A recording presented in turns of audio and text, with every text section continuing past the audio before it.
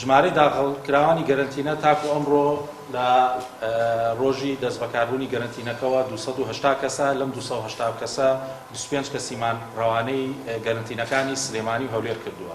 لەم ڕێژەیە لە سایە 64 مێرە و لە سایە 36 مێیە.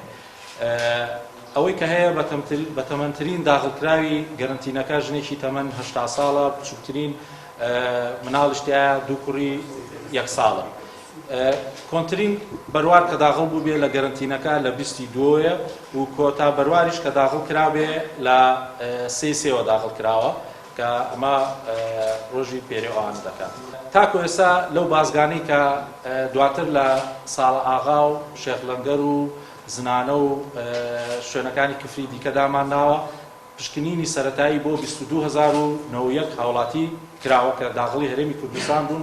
ئەمە بێجگەلەوەی کە سەرجەم ڕێنمایەکانی دیکە بە گەرنتینەکردنی سەرجەم ئەوانەی کە لە کۆماری ئیسلامی ئێران گەڕاونەتەوە و نێراونەتە گەرنتینەکە.